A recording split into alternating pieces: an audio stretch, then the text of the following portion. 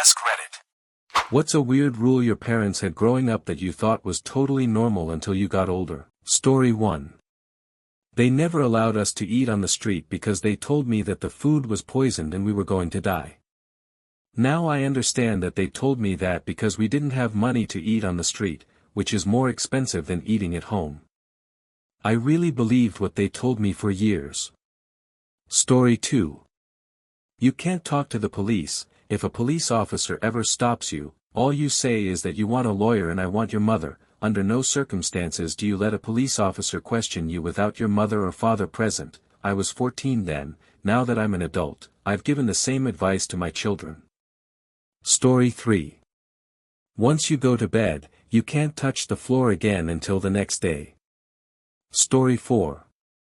Sodas are adult drinks. My scared and terrified face when I went to a kindergarten birthday party and the mom started serving us 5-year-old soda.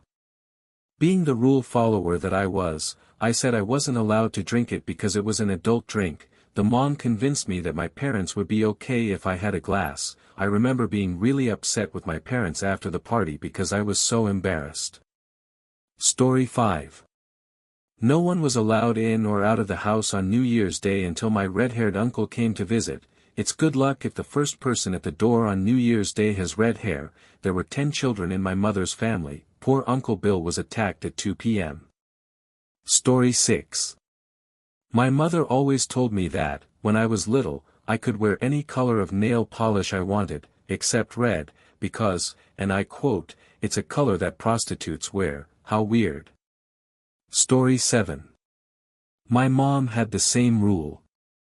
Black was fine, any other color was fine, but she said red was too sexual and would make men think I was old enough for sex and would overpower me for it. Okay, this was a threat that used to keep me from doing a lot of things. Story 8. I wasn't allowed to play Dungeons and Dragons, but Harry Potter was fine. I have to point out that my parents had read all the Harry Potter books, so they didn't say anything to me. Story 9. I had to share any food I brought home, even if I bought it with my own money. My mother didn't cook or store food at home. I had to bring food home, otherwise I would eat it every morning. Story 10. Meals would be made in order of age. My parents ate first, then my older brother and sister, then me. We never ate together. Story 11. Our kitchen used to close at 9 p.m. No one was allowed in the kitchen after that. My parents, nutritionists, always said that eating late at night is unhealthy. Story 12. I tell my kids that the chef turns off at 7 p.m., and after that, they're on their own. They can make whatever they want that doesn't require the stove, and they have to clean up their mess before bed. They're all independent enough, so I teach them to cook, even if it's just a little. Story 13. This reminds me of my ex's crazy house growing up. His mother told the kids from a very young age that, to open the refrigerator door, you had to ring a nearby bell first, and it would release the lock on the fridge. Obviously, the bell was there to catch kids stealing food from the fridge because they were on a strict diet. She believed it until she was in her teens and at someone's house who didn't have periods. They also had another thing with bells where they made Valentine's Day a legitimate holiday and Cupid would come and ring the bell to let them know the chocolate had been left for them. Conveniently, the bell was the same noise as the refrigerator. Story 14. Not being able to use the throw pillows and blankets on the couch because they were just for decoration when we had guests. Story 15. I went to dinner at a place for parents of girls and they weren't allowed to touch their drinks until they were done eating. It was weird. Story 16. My husband grew up like this. I guess a lot of times kids will gulp down a drink when they sit down and then be too full to finish dinner, but are hungry later. He still doesn't like to drink until they're done eating. Story 17. One rule at my girlfriend's house: you have your drink, you finish it, and you can't get a refill. You have to ration water practically, and the water had to last until dessert. Story 18. I wasn't allowed to sleep in, even on weekends.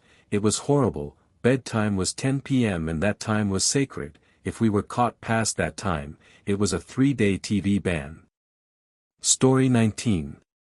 My mom would wake me up on the weekends just so I would do literally nothing. It still confuses me to this day why she wouldn't let me sleep. I also wasn't allowed to nap when I got home from school, and if she found out I fell asleep on the bus, I was in trouble.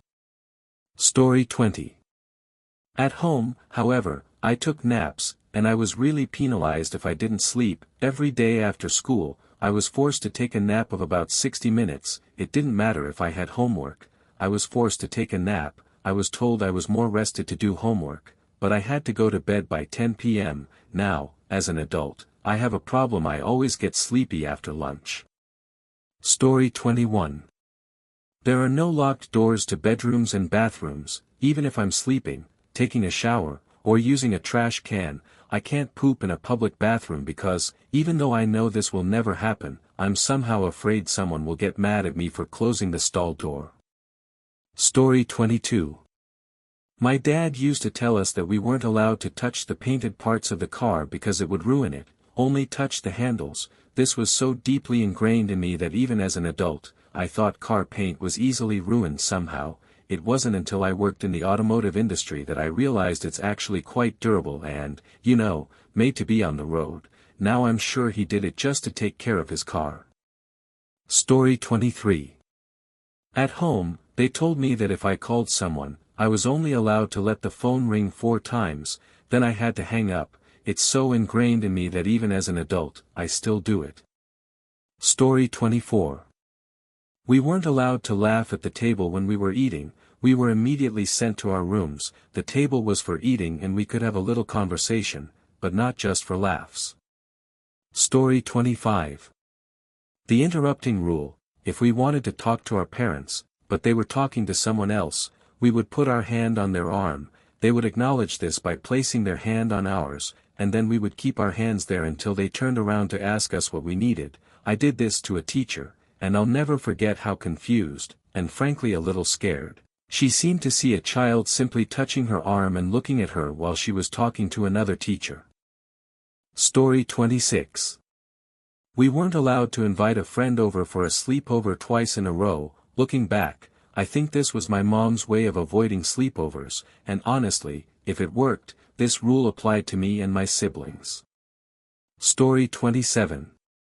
Our sleepover parents must have agreed on this lie together because they had us totally convinced. The rules were that you had to earn your strength, you could sleep and party all night and have fun, but in the morning everyone had to clean the hostel house to earn a living for the night, and I mean really clean.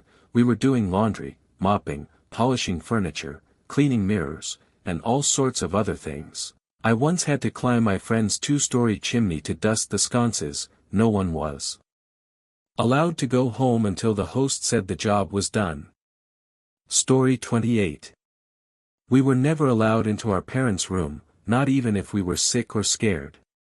We stood in the open doorway and yelled for them. Story 29. My parents checked my brothers and my teeth for sugar bugs every night after we brushed our teeth. Before we went to bed, if they thought we were trying to skip brushing our teeth, they'd tell us they could see the sugar bugs and make us brush again. My brother and I were so convinced these sugar bugs were real that we constantly asked when we'd be able to see them. My parents always told us that only people over the age of 13 could see them, but by the time we were 13, we'd completely forgotten about the sugar bugs on our teeth. Story 30. We weren't allowed to close the bathroom door. It wasn't a rule, we just didn't do it. We only had one bathroom. There were 5 of us. It was quite rare to be able to bathe or shower without someone else needing to use the bathroom. In the mornings, my sister would comb her hair in front of the sink while someone else was in the shower, and then someone else would come in to use the toilet or grab clothes. We left everything in a pile on the floor. The bathroom was just big enough for all of this. Also, my mom was a naked mom, and I think she hated folding clothes. We had clean clothes, but they were all in a huge laundry basket in the pantry, which was at the other end of the house from the bathroom and bedrooms, so we all made partially clothed dashes down the hall, through the kitchen to the pantry to find clothes. Surprisingly, I have no problem using the bathroom in front of anyone and talking to them at the same time or vice versa. It was also really helpful having sons because they seem to know I'm sitting down and barging in to ask me something. Story 31. I'm a woman, and my parents used to tell me that I should change my clothes, shorts or tank tops, when relatives or friends come over, so that men or boys don't look. Story 32. My dad tried to tell me to cover up when a friend of his came over. I was 12 years old and wearing a typical 12-year-old summer outfit from the 80s, a tank top and shorts. My mom disagreed with this and shut down the topic completely. She told him that if there was a concern about my outfit around his friend didn't need to be in our house. An argument ensued, and my mom and I went to the movies, which I thought was odd because we were poor. However, that friend never returned to our house after that day. Story 33. We weren't allowed to refer to either parent as he or she. It had to be mom or dad, or acceptable variations. Story 34. My dad never allowed me to watch The Simpsons growing up. When I turned 18, I watched every season and loved it. Story 35. Well, in my house, there was this rule: never talk to anyone about what happens in this house. I couldn't tell my friends anything about my family. Story 36. As we started eating a lot of food, sweets, my parents made this rule, but I think it wasn't a good idea. It was only allowed to eat sweets on Sundays. Then my sister ate a ton of sweets on Sunday and threw up everywhere. The rule only lasted for a week. Story 37. Don't put your hands on the walls. It was strictly forbidden. I told any friend who came over the rule. Story 38. If there was an event, after school or a birthday party or anything, and it was on a day they worked, it was an automatic no because they were at work. If it was on a day they were off, it was a no because they wanted to enjoy their day off. If I offered to be dropped off or picked up by friends, parents, or hell, walking was a no because there could be serial killers waiting to kidnap me. My day was wake up, go to school, come home, have dinner, go to bed, all day every day. I had a really lonely childhood. Once people found out I was always saying no to invitations, I actually had almost no friends because they would just hang out and I could never go. Story 39. You have to say hello to the plants every morning, say hello to the houseplants, respect the vegetation, spend time there. I'll love that now, I'll always follow it. Story 40. I thought it was normal not to have a door in your room. They took my door away when I was 10, I got it back when I was 17. Story 41. Shut up was a bad word in our house. I had to schedule a sleepover with a friend 7 days in advance. Anything less was immediately a no-no. The gates were locked at 9 p.m. If we tried to come home after that, I was sleeping on the porch. We had a box on the porch that had pillows and blankets in it for this reason. Story 42. My mom told me kids weren't allowed in the grocery store after a certain time, so she could leave us in the car and be alone in the store, so we wouldn't ask her for candy or anything. Story 43.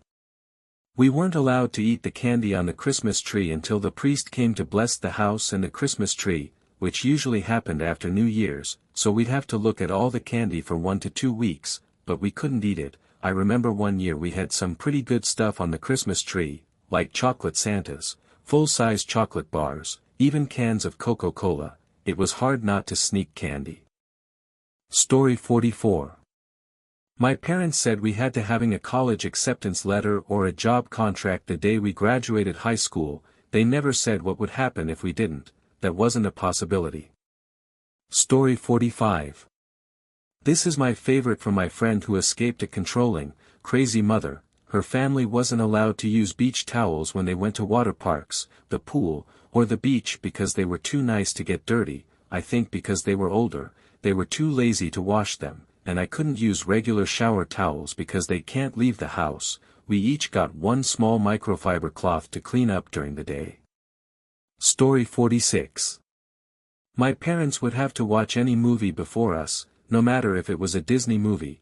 It could have been rated G, and they would still have to watch it first before allowing us to watch it, and if they didn't like it, thought it was silly, or inappropriate, we couldn't watch it.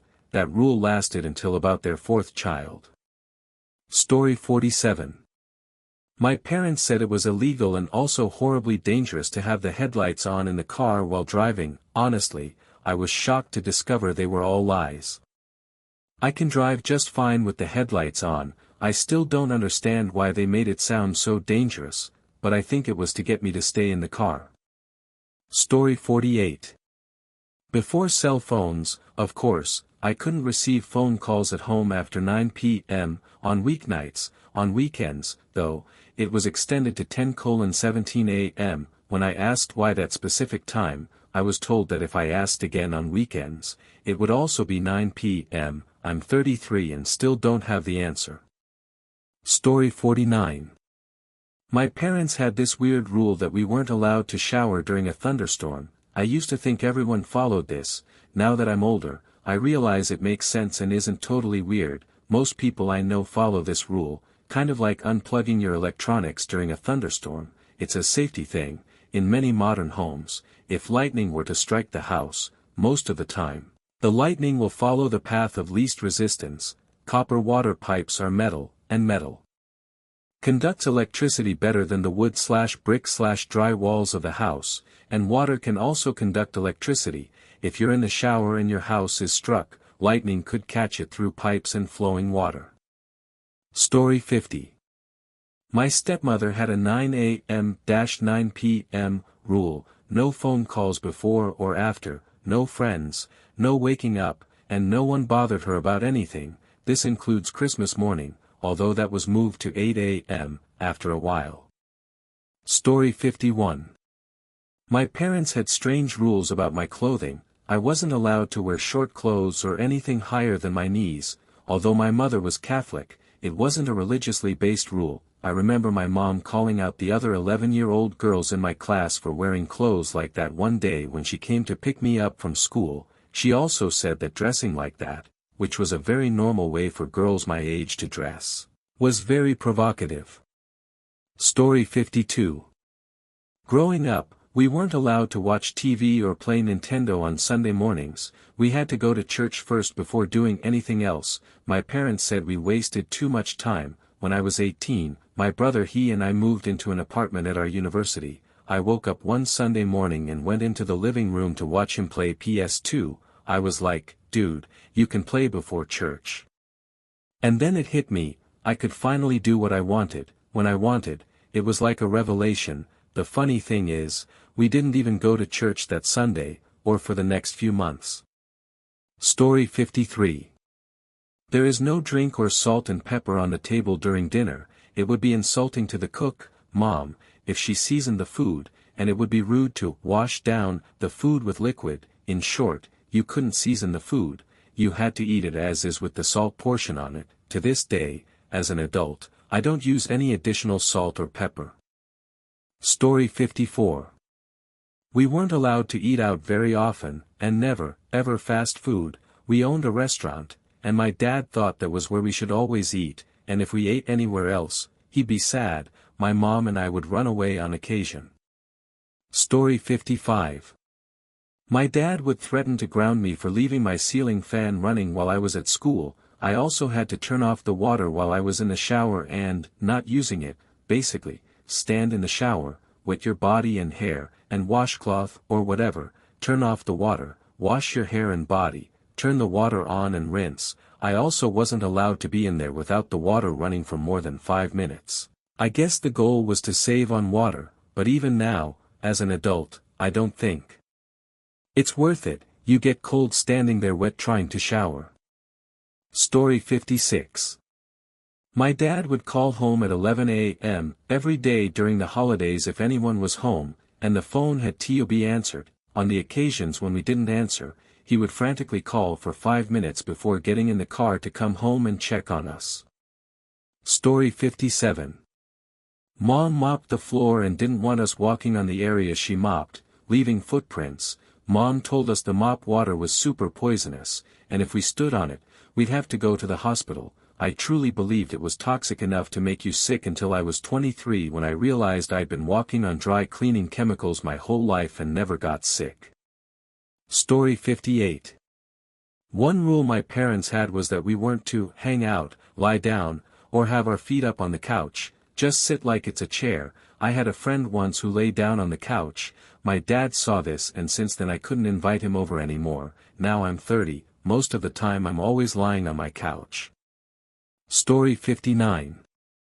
I wasn't allowed to watch PG movies, let alone movies of PG-13 when I was 13, those were mom's rules, but my parents divorced and when I went to spend summers with my dad, it was a totally different story. He let me watch any age-inappropriate movies I wanted, there were no curfews as long as I stayed in the general neighborhood. I spent most of my childhood going from one unhealthy extreme to another.